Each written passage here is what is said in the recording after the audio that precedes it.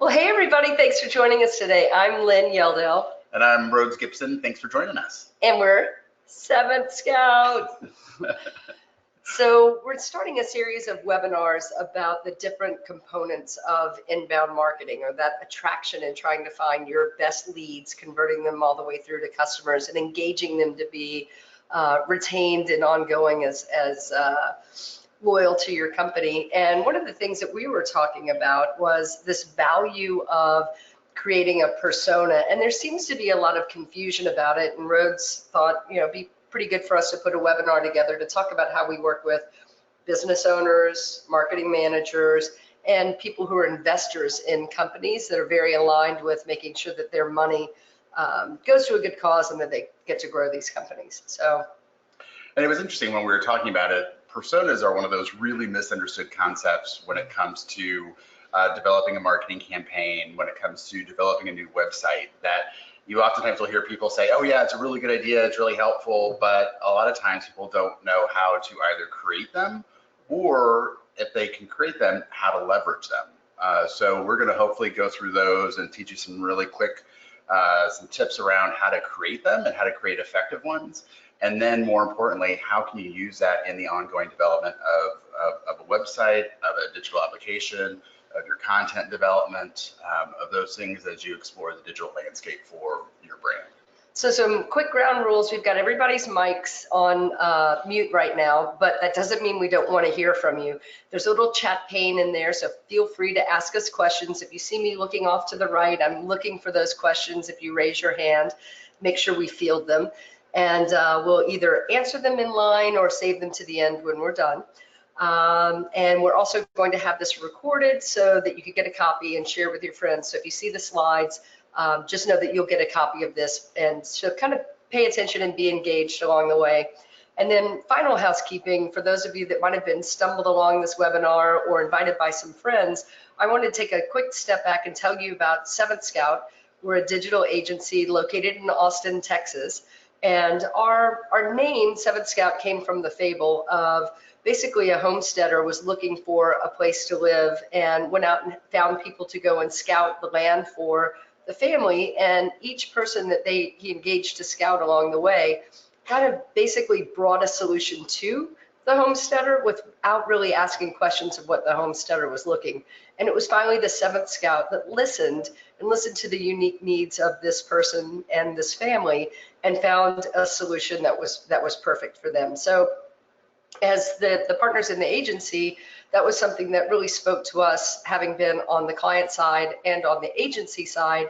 It seems so much that people have kind of that, if everything looks like a nail, then, or if all you have is a hammer, everything looks like a nail, kind of this turnkey solution. And we're very bespoke. We only work with about 10 clients at any one time, making sure that the solutions that we offer to our clients are specifically for them, which makes personas super important for us, not only as a small business growing, but to make sure that when we're working with our clients, we're finding the best right off the gate. So absolutely, and sometimes you might see similar processes around what you do, or if it's email marketing or if it's social media advertising. But the key to all of those activities is, how do you make sure that you're reaching the real person who you're trying to reach? Because if you're just throwing it out to the entire audience, chances are they're not listening. But again, this is where that persona aspect comes in and where it becomes critical in order to make the most effective marketing decisions you can. So we're lucky because we get to speak about personas every single day, but for most of our clients, the reason that they're actually looking at personas for the very first time is they're starting something up. Yep. And that, a lot of times that's when we're brought in, is when there's that excitement of a new project. There's nothing better of getting something approved and just wanting to dive in, and just start something. Let's just create something. Let's go. But that's almost the time when you want to say, okay, let's go ahead and set up who it is that we're trying to reach. There's going to be lots of time for the development of a product or the development of a content outline. But this is where you can really take the time to say, who are we going to be talking to? Who are we going to be targeting? Yeah, so who are we trying to reach? I mean, every single decision, I think you hit the nail on the head, that last slide, because this takes time and money to take a step back before you go out and kick off a project. But in our experience, it takes less time and less money to do it properly on the front end rather than just throwing everything out there. That takes a lot of resources, as well as you run the risk of really alienating some people against you, your company, your brand, your organization, by giving communication or messaging to them that is not aligned with them at all. Yeah, so inadvertently offending somebody who might be your perfect client, but because you may not know that, oh, that type of imagery doesn't really resonate with that audience, or that tone of content, then you may miss the mark. And we've even seen it with large organizations where we are brought in and everyone has a very, very clear idea of who their target market is. I mean, they've been doing this for years. And so this is where sometimes you get the eye rolls in the room, like, oh, we're gonna have to do this type of exercise. Inevitably though, even if you have seasoned professionals who've been with an organization, their particular persona, the person who they're going after, are all variations. And so as an organization, if you have a cohesive marketing strategy, it's almost like you need to bring all those and standardize that process and have that conversation as to who is this persona. You'll inevitably have these conversations of, well, I thought we had an older persona, and somebody might say, well, I thought older was 30, and so you have all these conversations around what is that persona and who is it, and you start to really, really get into those details that can make a world of difference. That hurt. I just looked over here, and this is timed perfectly. We've been talking a lot about it, but what is a persona? What is a persona? A persona is basically a fictional representation of your target audience. And so it sounds kind of vague and ambiguous, and in some ways it's supposed to be. You don't want to think of it as a specific person. This is not based on a particular client. This is based on an amalgamation of a lot of data sets, a lot of information that you know about your target audience. And you say a lot of data sets, and if we all had unlimited resources, right, of time and money, I'm sure there's no client I know out there that wouldn't want to invest in this, right? It's just trying to prioritize. And some of the research that we do with our clients is really very lightweight, can be. A phone call to your existing clients or the ones that you want to work with, that counts as persona development. Tell me a little bit more about yourself. Looking at some of the competitors that you might have and who are they servicing? What does their client list look like? All the way up to flexing to hiring researchers. We have an in-house group, Bizology, that we work with that are cream of the crop. Out of Austin Ventures, they were the in-house research librarians, and they are fantastic and earn their keep way up front. And I promise it's a lot less expensive than you would imagine putting all of this together, and super important. And there's a wide array of tools that you can use. I mean, there don't discount the free tools. So Google Analytics is a free tool that can be running on your website, and it can gather an immense amount of data. And so this is great information about your current traffic. If you're a larger organization, I would also go to your accounts payable department and find out, okay, well, they're going to know who the customers are. They're going to know the ones that are paying on time. They're going to know the ones that are having issues with any kind of the process around that. You have that information already. It's just bringing it into a format that you're going to be able to use as a persona. Cool. So there's different types of personas, right?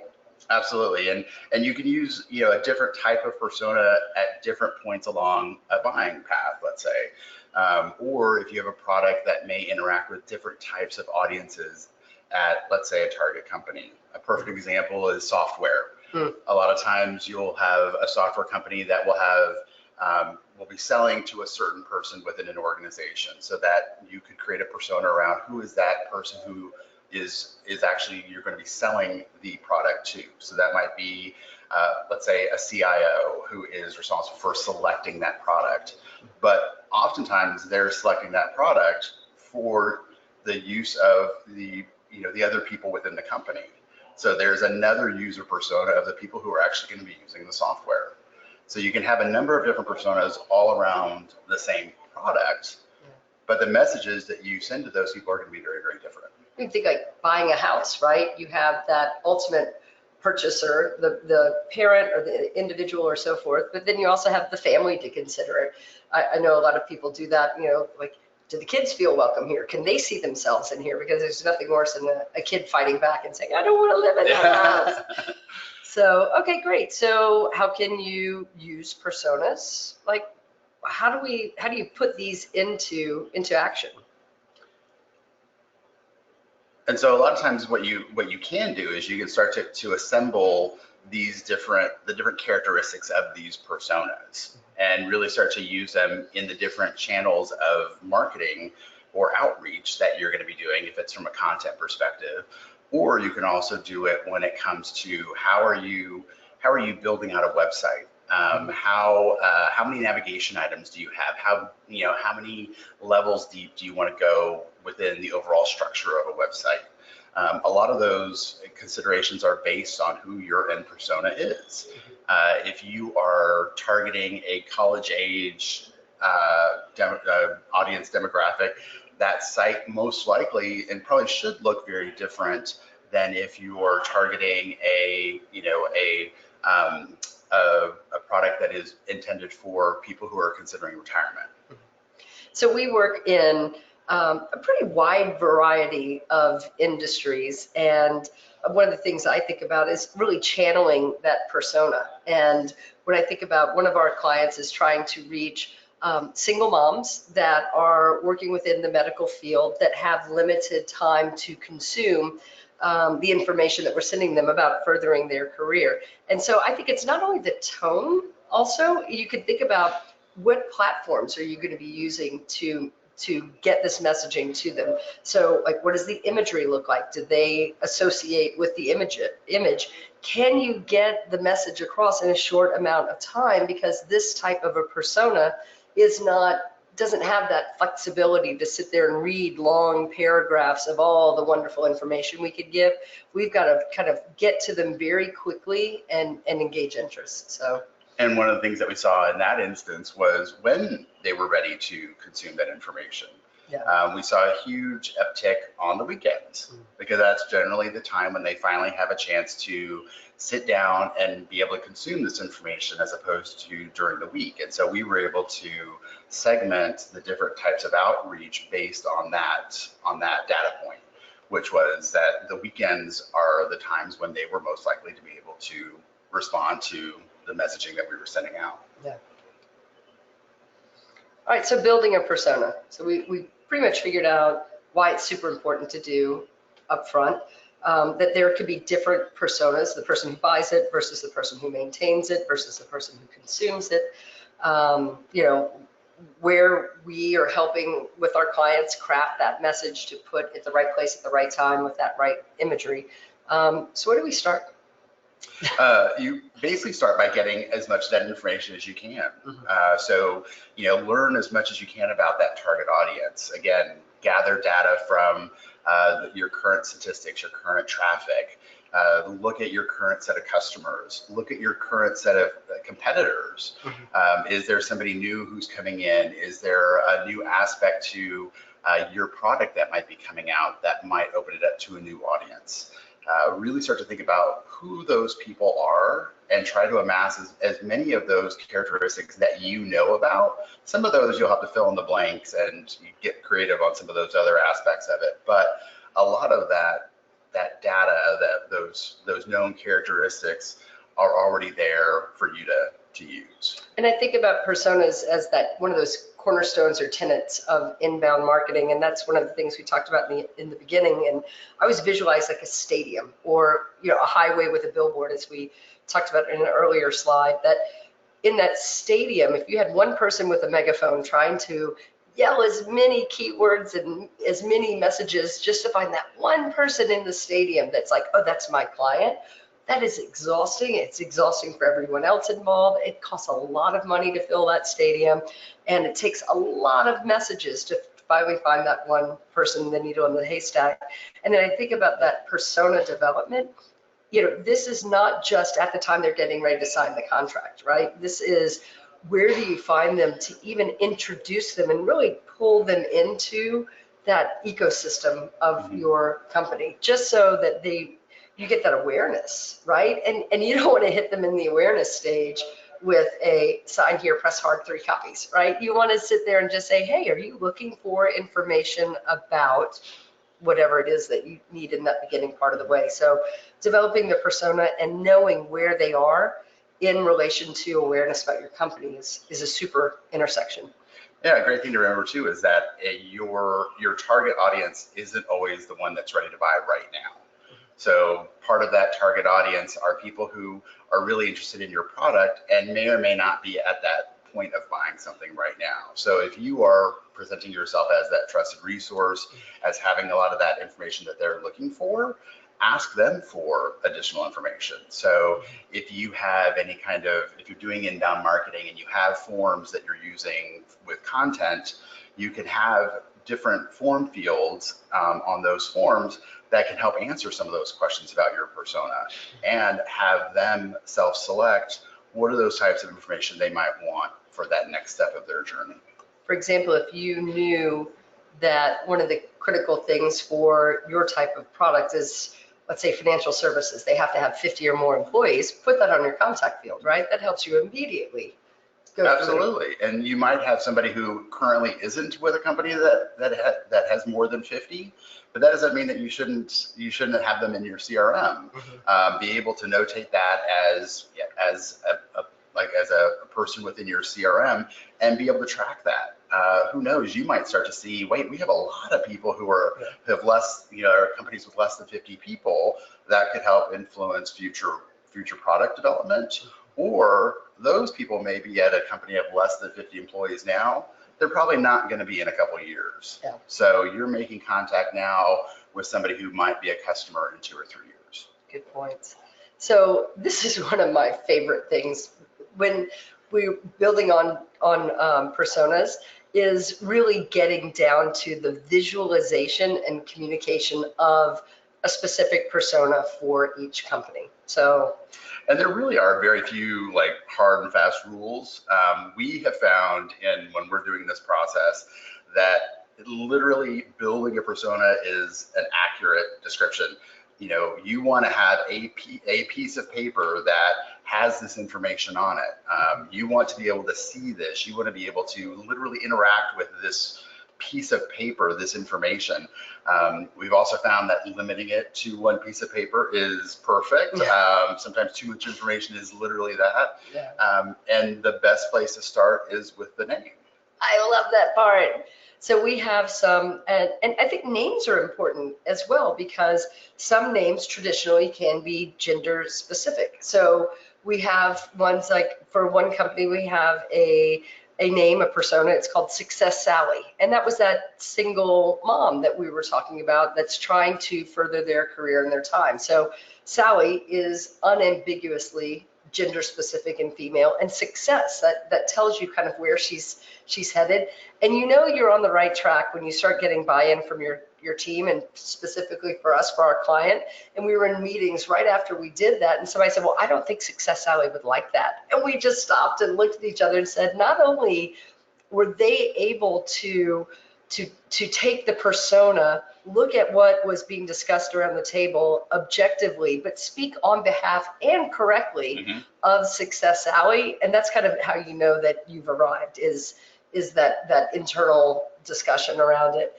And then there's some other ones that we can be specifically kind of gender neutral, as the Lynn in the room. I remember growing up, the most famous Lynn was Lynn Swan, and he was a football player. So Lynn is one of those kind of gender neutral names. And so you could use a name like that. Of course, we channel, we're of the age, we like to channel Pat.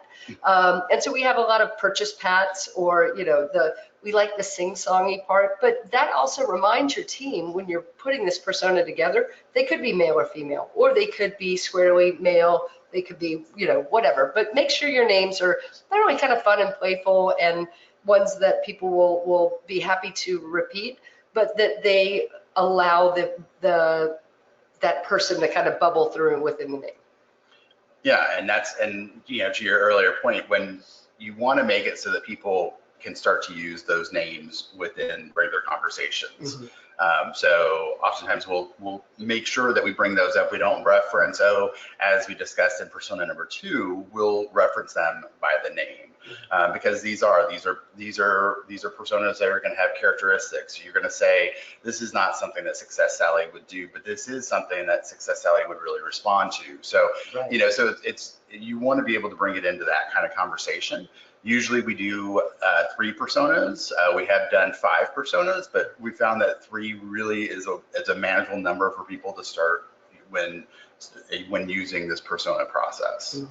So we've had Luxury Larry, Purchase Pat, so forth. So the name, and then, do put an image together with it so that everybody can kind of visualize, because as you'd mentioned earlier, to some people 30 might be old, to me over 50 might be old, and somebody 90s might be old. So make sure that you get that age range.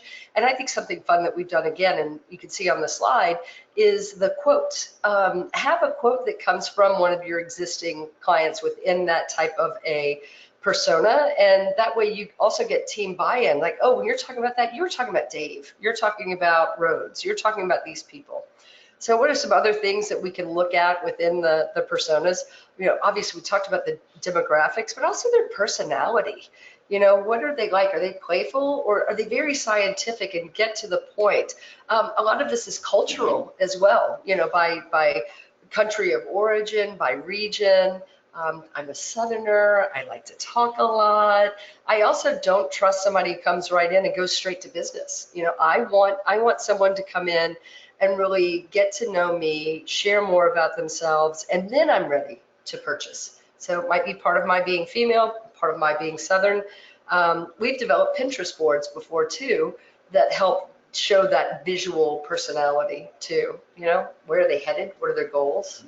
And even as she was going through the description, you can start to sense how, even with that persona that she's describing, how that would create a very different introductory strategy versus somebody who might prefer to not have as much of the cordial kind of interaction and get right to business, or maybe get right to answering questions.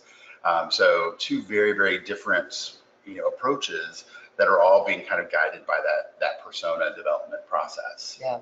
And we did that same persona development with 7th Scout, and we relaunched our website. And one of the things that was very important to us is the first thing you see at the top of that page is us, because we do one-to-one client interaction. We work directly with all of our clients, and we want them to know that the people that you see from the first time you saw the website to every meeting that you have is going to be our team. So absolutely. All right. Another thing, if we just go back one slide, is a big part of this is the goal. Like, what is it that you want to end up doing? What is the target action that this persona should be taking? Mm-hmm. Is it to sign up for a newsletter? Is it to download a white paper? Is it to make a purchase? So being able to identify what that goal is, and what are those things that would encourage that person to take those next steps. And maybe it's a series of steps that you want to have happen within a sequence in order to get to that end goal. But you want to know what that goal is for this persona. And sometimes that might even be influenced by the demographics.